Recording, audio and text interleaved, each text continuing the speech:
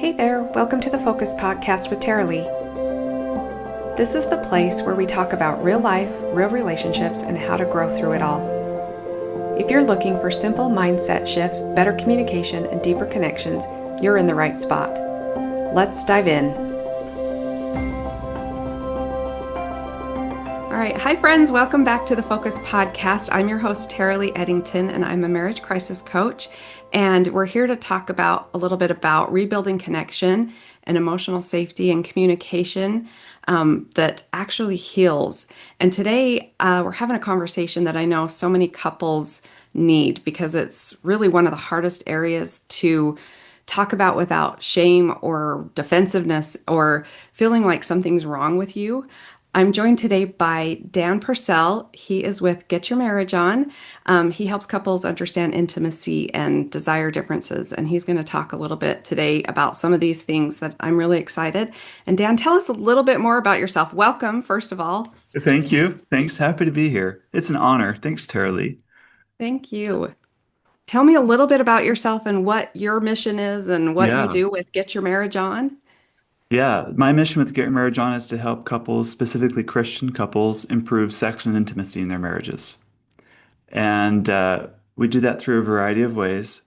But probably the most meaningful work that I get to do is the private work, one-on-one with couples, and just seeing that transformation and change. They're like, as they get new ahas and they get stronger in their relationships, probably like what you see as you work with couples in crisis. It's very rewarding work. So Yes, it, definitely. it's kind of, Gary Marjan focuses a lot on sexual intimacy. At least that's what people see on the surface. But it's interesting how very little of what I actually do actually has to do with like what goes on in the bedroom, so to speak, or the mechanics of sex, you should say. Because it's all Mhm. really about intimacy and closeness and learning how to build a person that can tolerate deeper intimacy, building more capacity to love, more capacity to bring more goodness to your relationship. So that's, I think, the real work that I get to do, and that's really rewarding. That's so fun. I love it. This is like really good stuff because I've recently had a few clients and we talked a little bit before we, started filming and stuff, but that this is a big issue. And a lot of my clients come to me and they're kind of at that crisis mode part. And so, I wish I could catch them sometimes before that, but sometimes they don't seek that help until it's in crisis mode. And I'm sure you find that a lot too. But so when you have a couple that comes to you and they kind of say that like things are kind of feeling off, like what's one of the first things that you ask them with that? Okay, if a We're couple feeling off. says they're feeling off, I'd like to dig in deeper. What is it about Mhm. feeling off? How long has this been happening? Um, Oftentimes we tell, like in your focus framework, I think your first one is F, right? The facts. And Mhm. it's like, what is it? So that's what I do, a lot of fact investigation. And then I move into the O, like, own your thoughts here. Let's see what you are thinking about these things. And I kind of try to unpack it from there. I may not use those words exactly, but that's kind of the steps I'm running through in my mind. Because what I find with a lot of couples is um, problems are always created at a certain level of thinking that we had. But to solve them, they're trying to solve them at the same level of thinking at which the problem was created, and you can't do that. So the way through that is to gain more intelligence or gain more light. You need to shine more Mhm. light on the thing. And the more I dig in, oftentimes it is some aspect of themselves or their relationship that they just do not want to see because it's inconvenient or it's painful to see. But once it's brought to the light, you get through the angst of it all, then you can examine it really for what it is, and then people can make better decisions from that point forward. So I see my role in the matter is I'm a neutral third party. I offer a Mhm. third view, and I just help people see more truth in their relationships. That's so good. I love that. That's kind of a little bit what I do, but I feel like yours kind of gets really deep into it, and that's great. I love that. What does it look like when conflict actually strengthens intimacy instead of killing it? I had heard something that you had said recently on a podcast episode of yours that I loved that. And so I wanted you to kind of maybe talk a little bit about that. Yeah, conflict is now there's a difference between conflict and contention. Let's Mhm. clarify that. By conflict, it can be just the everyday differences that you experience. I mean, you married someone different from you, and if you married well, you married someone who's opposite from you in many ways, because that's what attracted you to them, right? And Hmm. there's a lot of goodness in that. And it's the differences alone aren't the problem, but how you handle the differences. So to be married means you will be in conflict. It just is. And if you can't Hmm. handle conflict, then don't get married, as they say, right? Right. Yeah. But So you're, true. and to be married means you're gonna, and when you have conflict, you're gonna feel, I use the word anxiety. That's just, I don't mean like clinical anxiety. I mean like, just a lot of discomfort or angst Mhm. or worry or like that's just a natural part of being married. Now, because it's present in a marriage, because there's some conflict, alone isn't a bad thing because um, conflicts are fertile soil to building something better in you.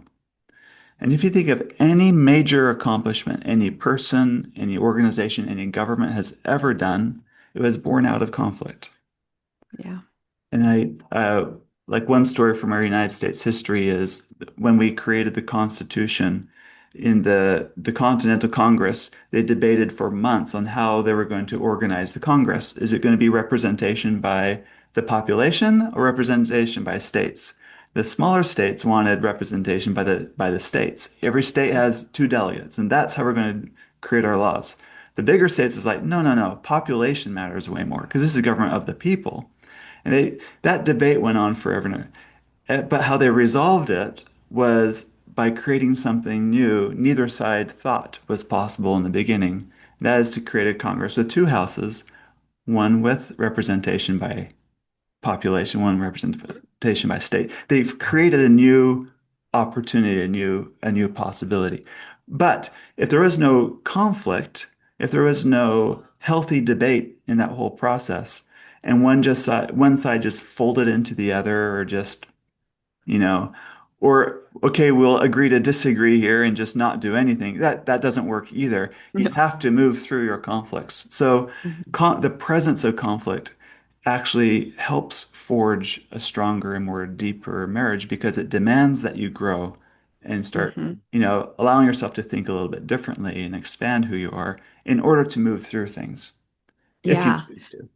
Yes, and I think that's great because I think a lot of times we try to like brush it under the rug, so to say, right? But Yeah. eventually that rug and that pile gets really big that we're going to trip on it and fall. And so we can't do that.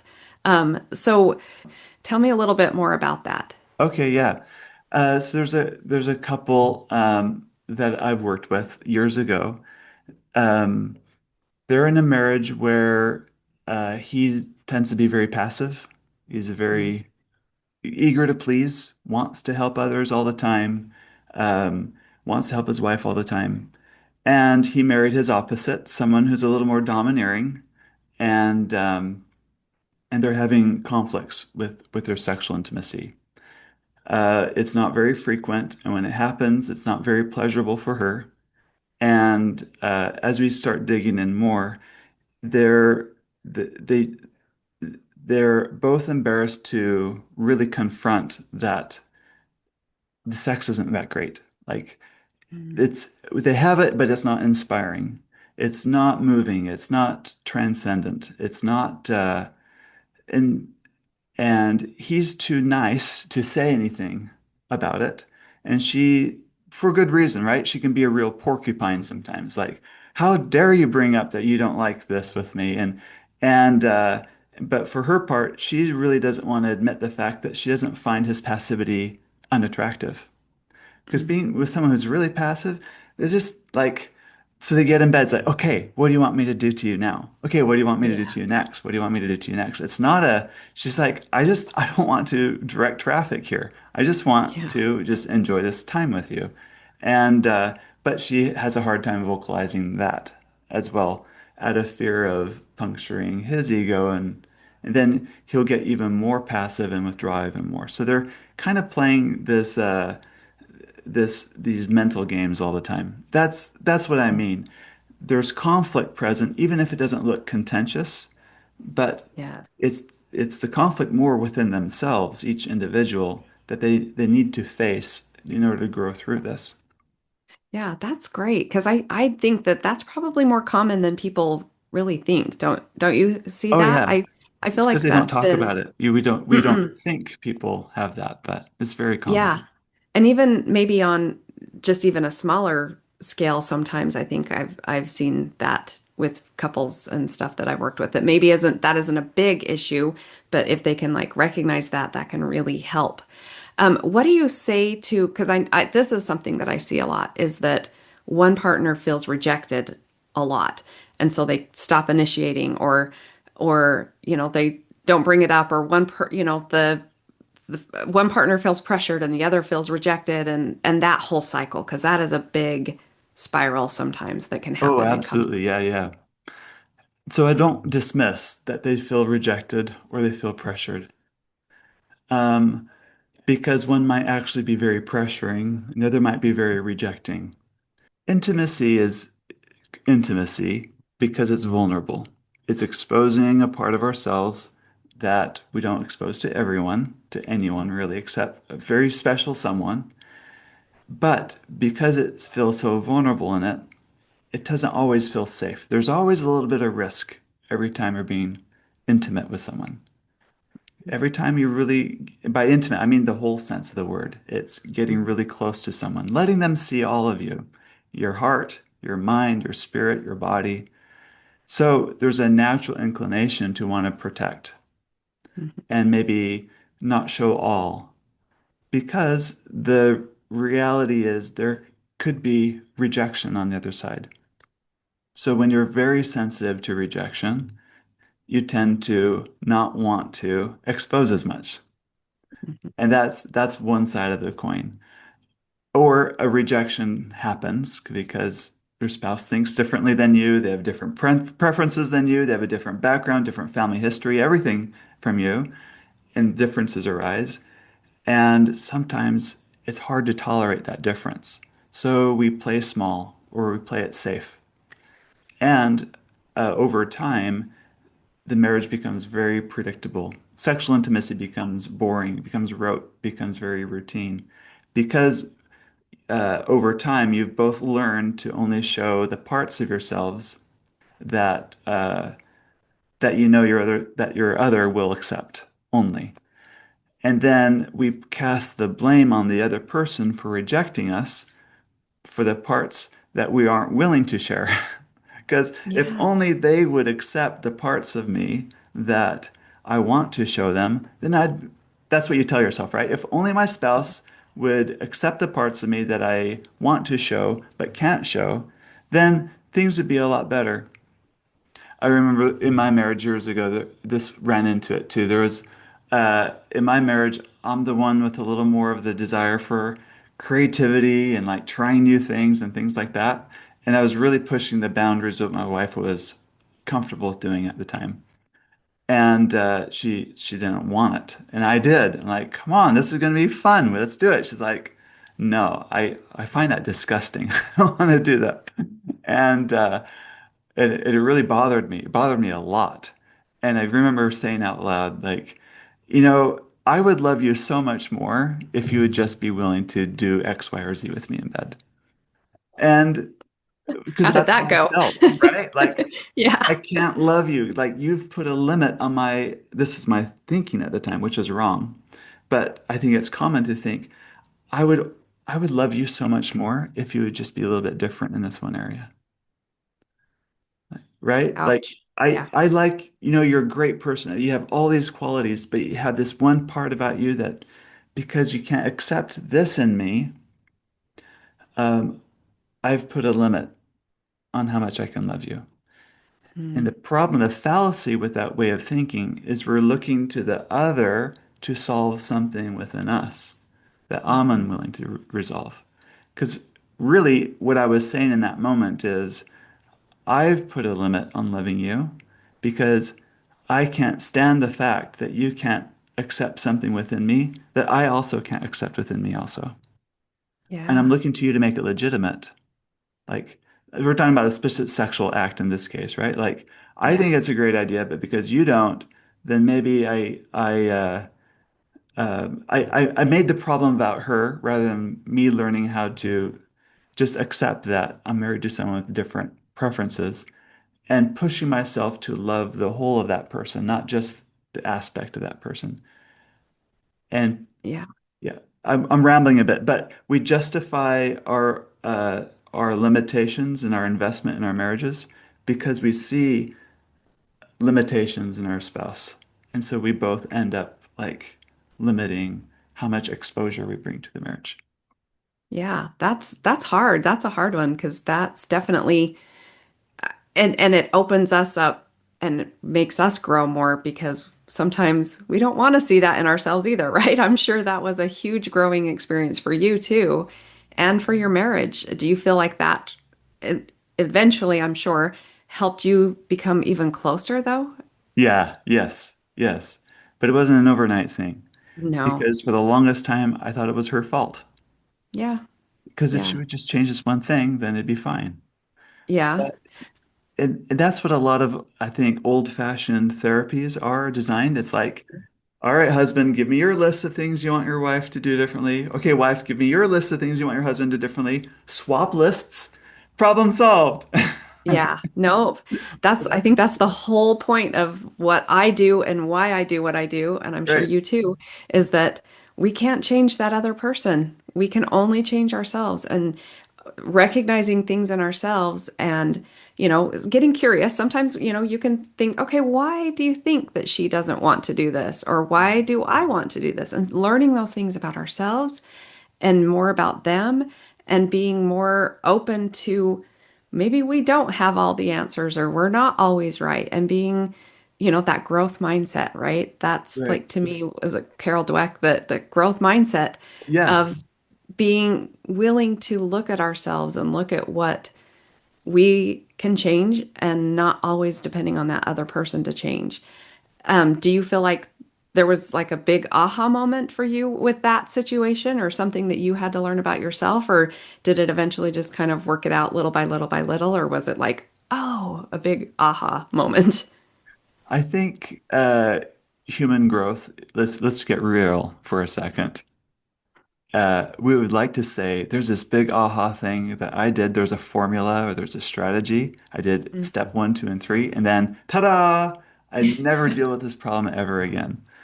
Yeah. Because it sounds good. I mean, you'd sell a million books if that was true. Right? I know. But Yeah. the reality with humans is we're so human. It's like two steps forward, one step back. It's like the stock market goes up and down, up and down, up and down. But hopefully, if you zoom way out over time, it's a beautiful graph up and to the right. Like we Hmm. hope. But humans can progress, but humans can also regress. We're human. Yeah. And then you add stresses on life, and eventually we'll crack, right? Like, because we're human. So let's get Yeah. real here. There is no formula, there is no strategy. That being said, I think perspective helps. I think Mhm. maturity helps. I think time helps. I think the more honesty we bring to things, it helps. And sometimes Mhm. including that neutral third party, that third view, even like a trusted friend, Yeah. um, or a coach or something like that, Hmm. uh, can really help us see our own blind spots a little bit better. Every person has a blind spot. Yeah. Like even let's say you're the world's best driver in the world, you still have a blind spot. Everyone has blind spots. So it's recognizing where our blind spots are can really help us do Yeah. that. So in this particular case with my wife and I, one breakthrough moment came when realizing I really wanted to hold on to this aspect, this sexual desire. I would have rather believed the fantasy that eventually my wife would come around and see things my way. And holding on to that fantasy was easier than just confronting the truth that she doesn't want it. Hmm. But I didn't want to believe that she didn't want it because I like to think in rosy pictures. I'm optimistic by nature, and that's not a bad thing. But if it interferes with really seeing clearly of things as they really are, then I'm not doing myself a favor. I'm not doing my wife a favor. So just the ability to grapple with more reality of, no, this is the kind of person I am married to, and uh, there's no signs of her going to fundamentally change this way she thinks about something. And so, what are my choices and what am I going to do? Because all of my attitude up to that point, all of it hinged on her making different choices. Hmm. And the more I really wanted to make different choices, the more I'd manipulate, pressure, cajole, withdraw, Yeah. all the bad things that don't help with intimacy in a marriage, right? Yeah. Keep that So expectation on yeah, her, exactly. right? Yeah. So it's like unhooking. Like, okay, I'm unhooking from this particular outcome, and what are my choices? What are my options? What and and what would be the best in me in this scenario? What would be the worst in me in this scenario? What would a more solid version of Dan look like in this scenario? Without her changing, needing to Right. change, right? Yeah, yeah. And if I really want to follow Jesus, who talks about goodness and loving, loving is a hard commandment, by the way, right? It's It because can it's be, it right? goes Yeah. against our natural inclinations.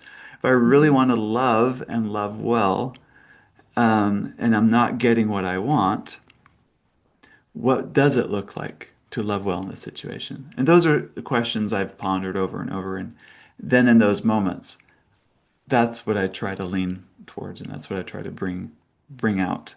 And uh, and our marriage is blessed because of it. And now when we're in bed, she can trust me. Yeah. She can really be with me because she knows I'm honest with her. She knows I'm straight with her. And she knows That's I'm not great. trying to believe a version of her that doesn't exist. We're trying to Yeah. pressure her into a version of her that's not her. And and it's a lot easier to be naked, and both physically and emotionally naked with someone that you can be yourself around. You can trust that you Oh yeah. can Hmm. definitely. I think a lot of my listeners are kind of in tough seasons in their relationships right now. And my clients, they kind of gotten to that crisis mode point, and I want to catch them before they get there. So we got to work on this. But a lot of times, like they have that distance and resentment, or they're holding on to, maybe an expectation like you were talking about with their spouse or something, and they're maybe living like roommates right now, Hmm. and don't maybe feel that with their partner. What I'd love your guidance here. What would something that you would say to them right now if they're in that stage, and so they haven't quite reached that point that you eventually luckily got to with your wife? Uh-huh.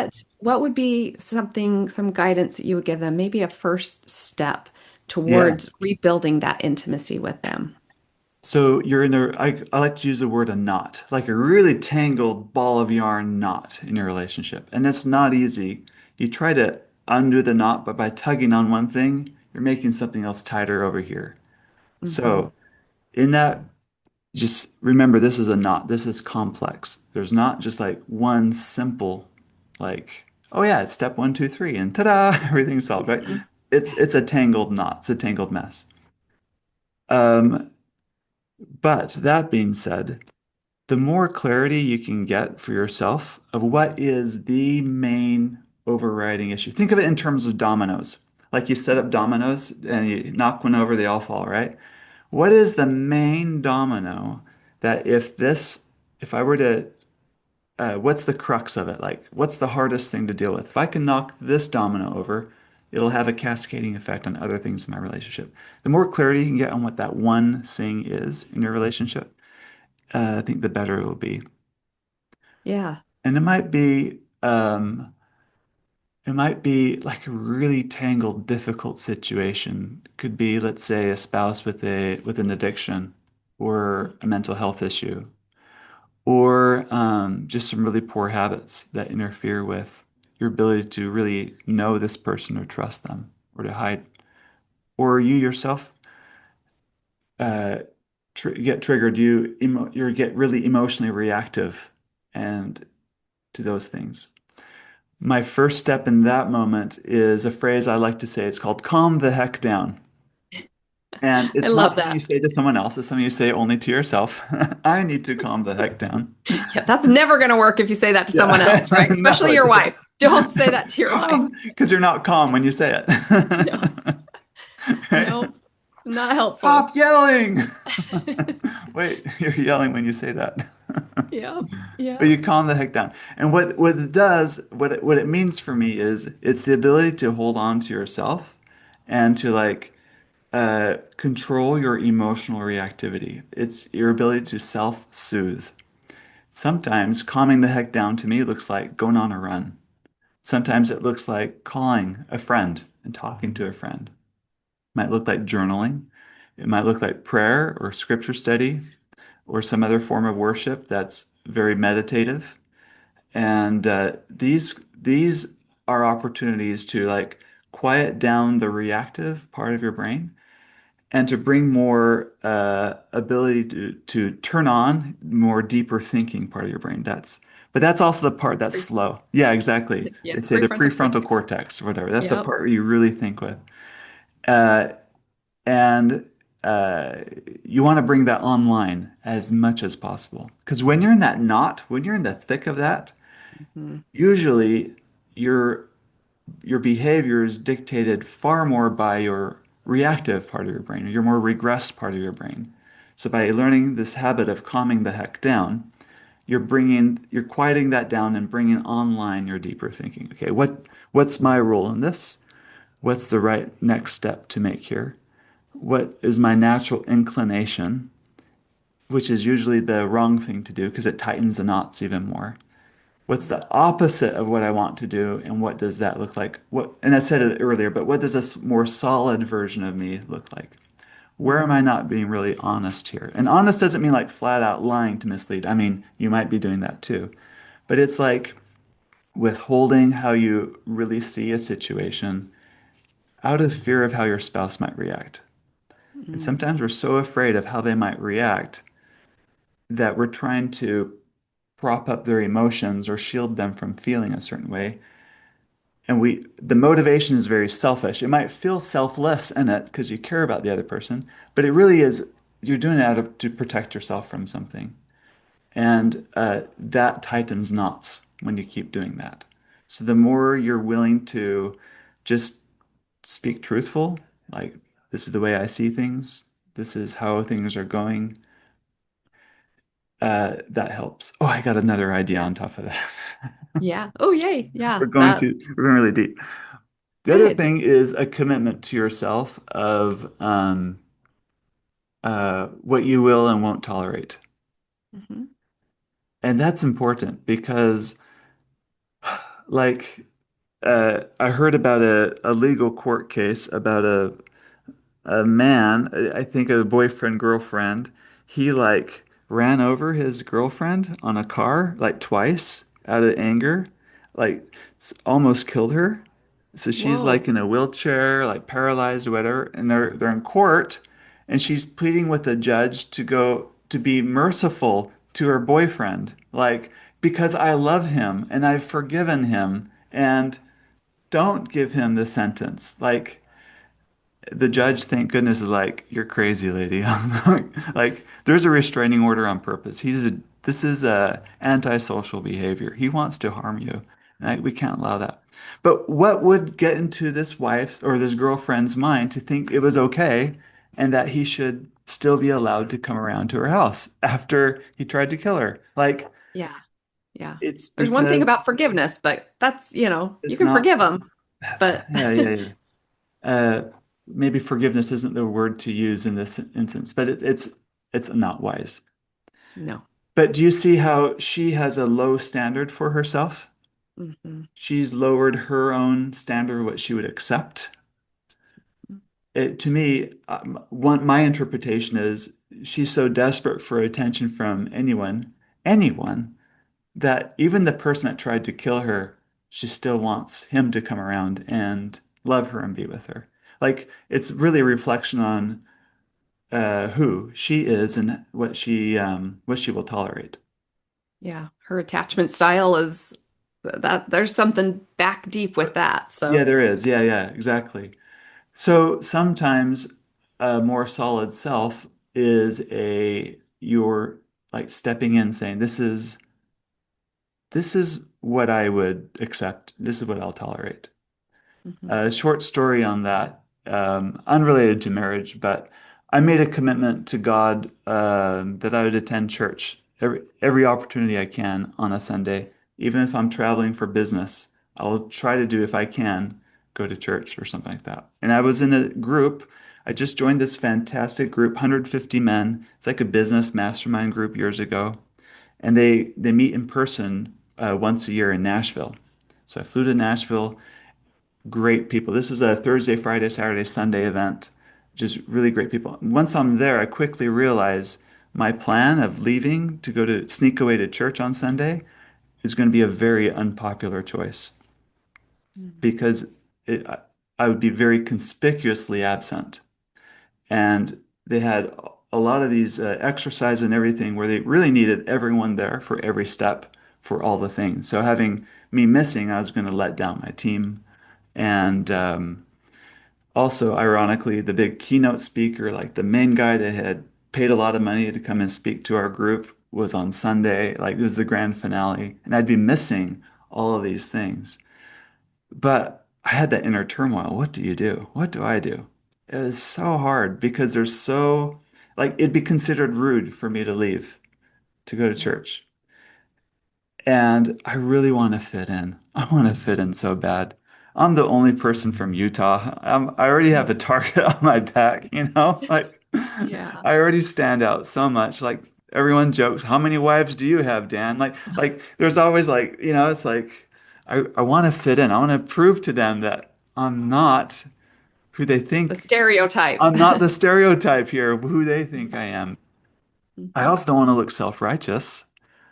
I don't want to Yeah. look like I'm like, like I've got it all together. Who are you guys, right? I don't want that at all, but I really want them to like me too. And so that's that tough tug of war. That's conflict. And Hmm. this is healthy conflict because these kinds of conflicts kind of are chances to prove your mettle. What are you made of? How are you gonna be? What do you value in that moment? Because if you're never tested, you don't know, right? I think similar things happen in marriages all the time. We don't, if we look at it that way, we go, what am I willing to accept and tolerate? In other words, is this drawing on the best in me? Is this drawing on the worst in me? Like, how do I want to do here? So it might be in a conflict in a marriage, similar situation. Like, I have made a commitment with myself that I'm not going to raise my voice at my spouse anymore. Let's say that. Mhm. And there's going to be a time you're going to be really drawn to do that because it's effective. You know, if you raise your voice, it'll end the conversation. Of course, there's going to be side effects, casualties from that. Yeah. But Right. like it's the easy way to go to because that's Mhm. your go-to. But you hold on to your commitments. Like, no, I'm not going to do that. I'm not going to do that. As tempting as it is, hard as it is, you're going to bite my tongue until it bleeds, but I'm not going to do that. Like, that's the process, I think. That's the gift of conflicts. That's the gift of the knots in Yeah. marriages, is that like you start defining who am I going to be in this Yeah. moment? Who do I You're want to building be? And then building character. yeah, exactly. It's building character and it's not fun. I heard a No. great quote. It's like the difference between confidence and courage are look the same. It's just that courage feels no, confidence feels good. Courage That's true. never feels good. Courage never feels good. No, Nope. no, That's it that's doesn't feel good. always Mhm. but courage is the first step to confidence. That's I've right. I've yeah, I've taught recently. I guess it's been a couple months ago. I taught at a young single adult regional thing in North Carolina about that. My whole topic was getting to confidence, and it was courage was the first step, and then consistency. And or commitment, consistency, and then you get to confidence. So That's that's, perfect. It's the three yep, C's. That's great. yep, yep. So that's kind of definitely courage, definitely doesn't ever feel good. No. It's scary, it's intimidating, it's a lot that, but that's the first step to get to that confidence. Well, some of what you were just talking about, I love because it reminded me of Dr. Matt Townsend's. I'm sure you've probably heard of him. I Yes, love great his guy. teachings on the starved needs because that kind of like that knot kind of gets us to some of those starved needs with the safety, trust, appreciation, respect, validation, encouragement, and dedication. And I kind of talk a lot about those in my what I talk with or teach clients and stuff sometimes too, and couples, because if we can kind of get to some of those and pull it, I love that analogy that you had with the knot because that is so true. Because sometimes some of those deeper down things are those knots. And if we can kind of unravel some of that, that can kind of help us become a little bit more aware of what some of those issues are that we're feeling and bring back that intimacy because if we're starved in one of those needs, we definitely struggle in our character and being who we are and showing up how we want to show up in those emotional and that intimate relationship. So thank you. I love that. I want to do a quick, I didn't tell you about this before, but I have this quick lightning round of your Let's go. first Let's do short it. answers. You want to do All this? right. Okay. All right. It's just, I don't know, 5, 6 different questions. Okay. True or false? If we were compatible, our desire would match naturally. False. Yeah, I think so too. Because desire, and I'm sure you've dealt a lot with this. I was going to do a lightning round, but maybe we should dive into that Yeah, because let's do it. Let's desires, dive I in. think, is huge because there's always a desire difference in partners. It's very rare that I've ever seen that they both have the same desire. Do you want to talk a little bit about that? Yeah, and it's not just sex. Yeah. Think about money. One's going to want to spend or save more than the other. Think about vacation. Yeah. One's going to want, I don't know, more higher desire for something more adventurous than the other. Or Yeah. where to spend Thanksgiving? Is it which set of in-laws this time? You're gonna have Hmm. differences in desire. Parenting. How do you parent? One's gonna be, you have differences in desire in every aspect of the marriage.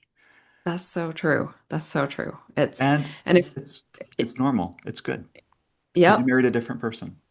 that is so true. So desires shouldn't match naturally. If you married yourself, how boring would that be? It'd be very That would be boring. so boring to Yeah. me. My husband is, I mean, we're very compatible, but very, very different for sure. And Okay, so a note about sexual specific. yeah. If you take a large swath of the population, in general, men have higher sex drives, higher desire for sex than women do. Hmm. And a lot of it they think is because of testosterone. There's a biological basis for that. Hmm. So it doesn't mean something is wrong with you because one person wants sex more than the other. There's biological bases for that. And when it comes to sex specifically, researchers also think that women have a higher capacity for sexual pleasure, sexual depth than men do. Anatomically speaking, their body is capable of more pleasure than men are. In general, women have the ability to have multiple orgasms in one go easier Hmm. than men can. So there's more depth to that.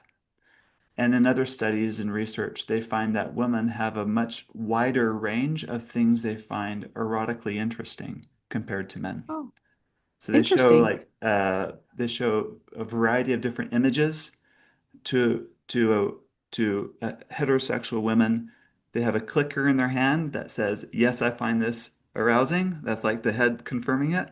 But they also have things connected to their body that measure physiological arousal too.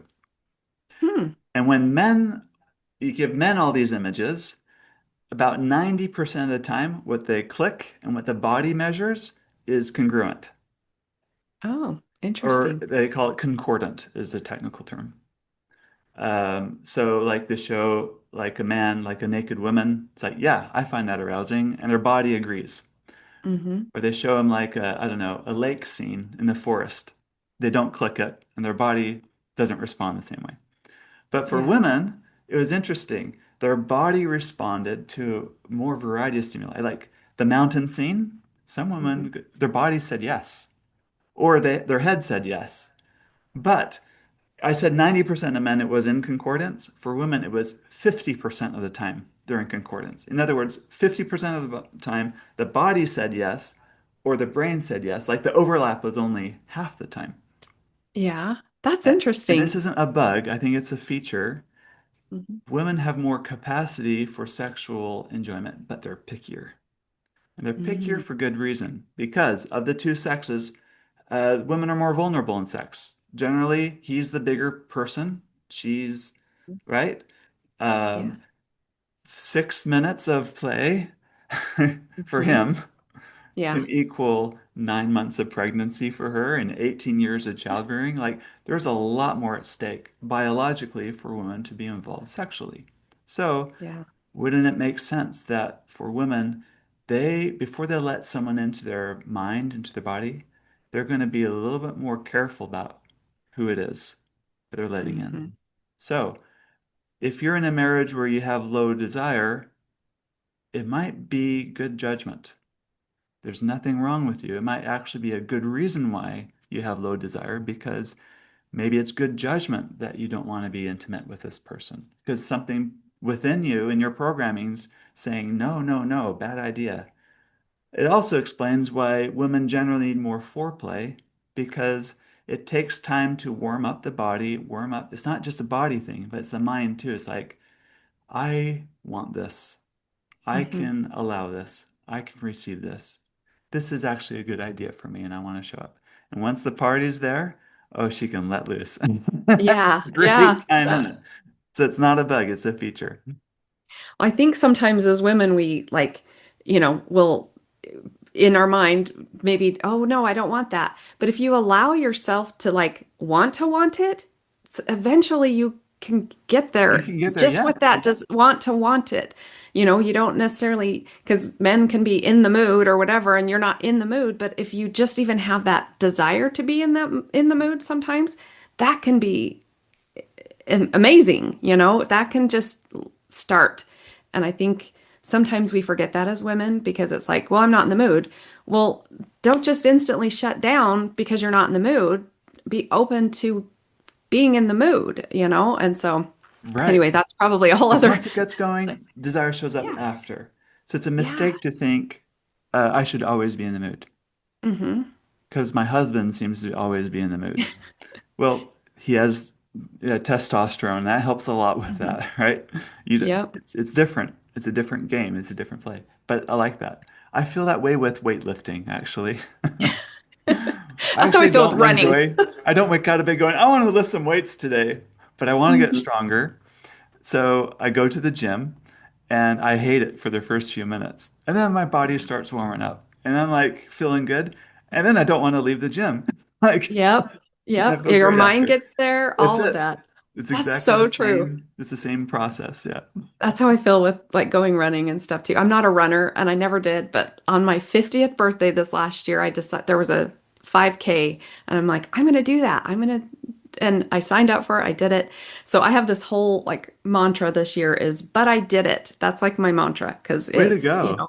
a lot of stuff because there's a lot of things. And it kind of started last year with my daughter. And I shared a little bit with you and my listeners know how she was diagnosed a year ago with cancer.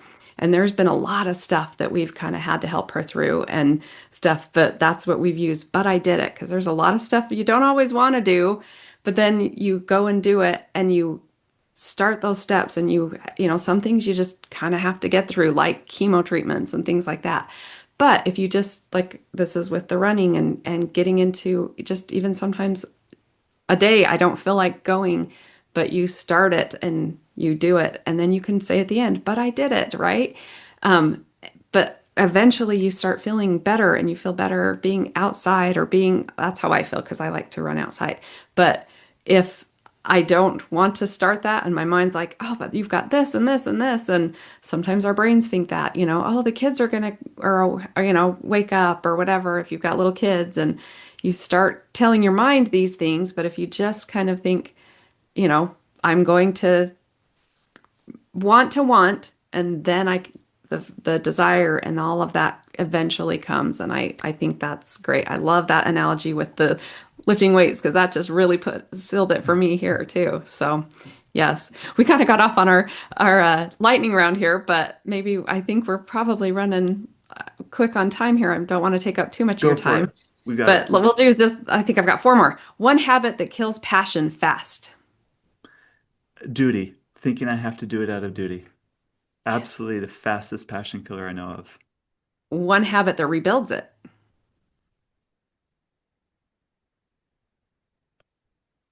This is supposed to be lightning. Lightning. Maybe what we Oh, just I said, got it, I like got it. the, Okay. okay. The one habit that rebuilds it is Mhm. simmering. Oh, Simmering to me is you're hugging to say goodbye, you hold on just a moment longer. You're kissing, you're gonna linger it. You're gonna simmer it. You're laying in bed, you're just gonna enjoy it. It's like keeping the like a pot on the stove on a low simmer, and uh-huh. you want to simmer in your marriage so that when you're ready, it's a lot easier to go from a simmer to a boil than it is from cold to a boil. Too. So simmer Oh, in your relationship. love that. I love that. That is awesome. One sentence you wish more couples said more often. I love you. Yeah, that's definitely, I think, a good one. One thing you wish couples stopped personalizing. Well, in light of our conversation, which has mostly been desire differences, I'd say stop taking it so personal that your spouse has different desires than you. Yeah, And it's easy to take personally because it affects you, yeah. right? Because my spouse doesn't want to, I don't know, go on a cruise and I want to, Mm-hmm. I make it her fault that I don't Mm-hmm. get to live my life the way I want to or whatever. I start becoming the victim in that, Mm. That's interesting. That's good. right? Like I was talking to someone the other day, she's like, my husband really has a hard time with noise and big crowds. And she comes from a really big family. They put on these mega family reunions. She's like, I've been only been able to go to one family reunion because my husband doesn't like big crowds. Mm. But there's a little sting in her statement. She's blaming her husband for not letting her live the life she wanted to. She takes it personally that he doesn't like big crowds. Yeah. And there's a lot of resentment there because we think she thinks she's trapped. She can't. And uh, like her choices have been removed from her. Like she doesn't have agency anymore because husband doesn't like crowds, for example. Mm. And I think when we take things so personally like that, we fail to see, yes, you would love to have your spouse there with you. You would love if they didn't have this limitation, right? Mm-hmm. But what do you do because of that limitation? Like clearly her husband is limited. Like that's Mm-hmm. a fact. We're not like she sees it, and that's true. But Yeah. what do you do in response because of that limitation? How do you show up limited too? Or how do you react more limited because of that? That's really where agency lies, where we need Yeah. to take more personal responsibility in it. And Mm-hmm. that's uncomfortable because it means you have to grow. Yeah. And growth isn't Yeah. easy. It'd be so much more easy or convenient just to be resentful and Yeah. blame the other person. Blame him and want him to change rather than figuring out she's giving him the power to Yeah, of yeah. that and Right, instead of right, the power and the blame. And so instead of taking that and owning that herself, right. that's Yeah, yeah, that's yeah, yeah. in that's good. That's really good. Someone There's a said lot of the difference in pain and suffering is we all have pain. hmm That's life. Husband not wanting to be in crowds, that's pain. But suffering is by choosing to prolong the pain Mm. because you're in it. You're gonna Yep. wallow in it. That's suffering. Yeah. You can't Yeah. avoid pain, but you can avoid a lot of suffering. The suffering. I love that so much. Okay, so where can people find you and some more of these things that we were talking about? Because I Yeah. think there's a lot deeper stuff that I know that you share than we kind of got into. There's so many things that I've found super interesting. Tell us Yeah. where they can find you. Oh, I've got a lot. So for your listeners, I have a special gift. You go to getyourmarriageon.com/Taralee. So Okay. Taralee, just the way you spell your Mhm. first name. If you'll go there, it gets to a page where I just have some links for you. I have 101 creative ways to initiate sex. I have a just I have another handout. It's like 101 ways to spice it up tonight. Like they're just creative ways to make things fun in the bedroom. I have a link to my app, Intimately Us. It's a download. It's free, and I have a link to my podcast and other things like that. But it's I've got this as a bundle for you, and you'll find it all there. So getyourmarriageon.com/Taralee. Awesome. Okay, we'll link it in the show notes and we'll definitely put that there because that is awesome. Thank you. That they'll love that. So, Great. perfect. Anything, any parting words, any words of wisdom, anything you want to say before we go? Yeah. Uh, this is probably the most important part of life is learning how to love another person, loving someone different than you. Don't put it off. Don't put it off another day.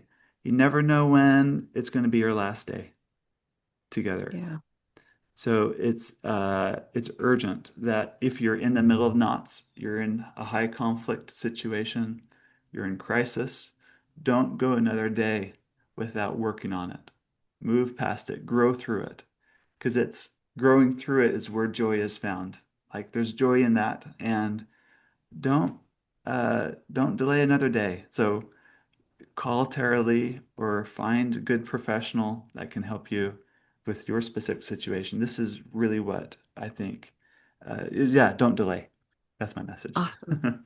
I It's love important. that. Thank you so much. Thank you for being here. Thank you for sharing your wisdom. And again, we're going to link all of the stuff in the show notes so that people can find you too. So we appreciate you being here. Thank you. Okay, great. Thanks.